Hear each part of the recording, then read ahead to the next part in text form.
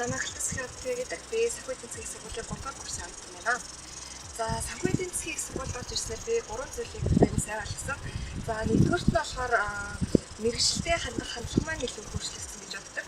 За яг үнийг хэлэхэд анх мэргэжлийг сонгохдоо ерөөхдөө бол гэр бүл эхнийхээ шалтгаалаар ч юм уу ерөөхдөө санхүүгийн цэгийг сургуульд орсон.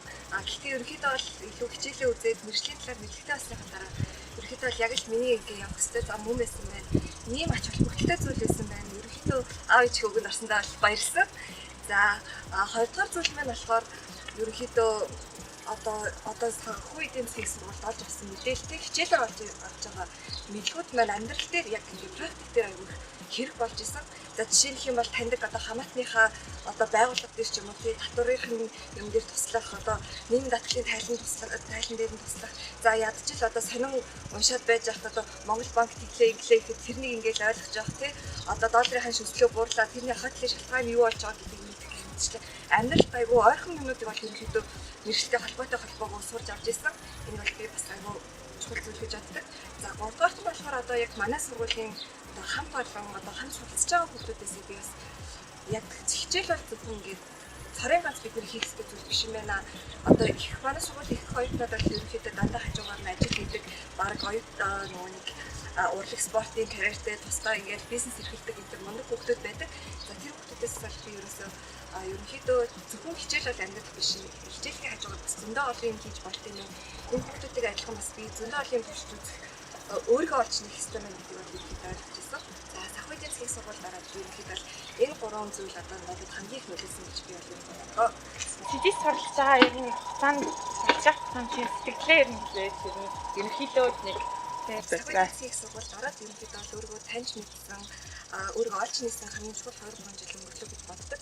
Одоо багш нараас авч авсан зүйлсийн хувьд ч гэсэн хамт сурж байгаа оюутан найзуудтайгаа одоо найзалж гисэнийхээ хувьд ч гэсэн зөндөө олон зүйл одоо сурч мэдсэн гэж ерөнхийдөө их баярлж одоо санхүүгийн цэгийн сургуулиас сонгосон хамгийн их баярлалаа. Адандаа баг дахин сургалтанд баг 2 жил явтлаа. Дахин сургалтын үед ер нь олж авсан мэдлэг ур чадвар яв хэцүү зүйл нь юу ингээд олж авсан чадвар нь яг практик дээр яг яаж гарч ирсэн ямар давуу талыг олж авсан. Би бол захирал сургалтаас 2 зүйлийг л аягүй хонцлоор санагдчихэв. За нэгдүгээр болохоор яг хариуцлага одоо яг тэр хичээлтэй яг хоо танхимаар орохтоо бид нар чинь нөгөө нэг дедлайнаа жоохон хэтрүүлчихэл за багшаа гуйж ийн жоохон хоцорчлоо принтерлөө чадсангүй энэ төргээл нэг маргааш шахах дараагийн хичээл дээр өгч юм тийм их асуудал гардаг гэсэн шүү дээ. За онлайнаар л ерөөсөө тийх ямарч боломж байгаагүй яг ингээл хугацаанд болоод ингэж хагддаг. Тийм болохоор яг хариуцлагын асуудал амирх байсан. Яг тэр хичээлийг хийсэн бол хийсэн, хийгээгүй бол хийгээгүй. Тиймгүй яаж ийсэн бас яг жинхэнэ амьдралд ойрхон гэх юм уу. Тэгээд одоо ажил дээр гараад ичсэн одоо яг энэ хариуцлагатай байсан үгүй маань бол энэ одоо цахим хичээлийн хүрээнд одоо болж авсан тийм энэ гадал туршлал хамгийн хэрэг болно гэж бодож байгаа.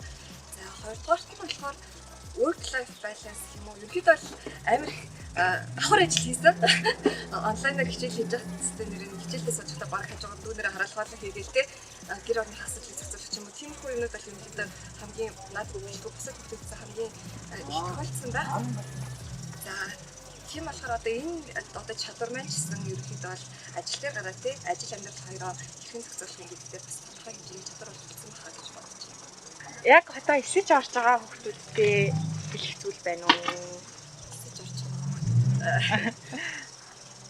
Ахандаа хэцүү санагдаж магадгүй. Гэхдээ хүн болгон одоо анх хүүхэд өсөг одоо ABB өсөг сурж байхад ямар хэцүү байдаг вэ те. Тэгтэл удахгүй ганц 2 жилийн дараа юу ABB гэл амар олон том номнууд уншаад ирсэн шүү дээ. Яг тэр шиг эхэндээ орж ирж байгаа жоохон хэцүүж магадгүй ч гэсэндээ цаашдаа л ерөөсөө би юу хичээл тэрнээс илүү юм хийх хэрэгтэй байна гэдгийг ойлгож авч илүү одоо ингэж амьдралд нь илүү хэрэг болох зөв сонголт хийсэн баха гэж бодож байна.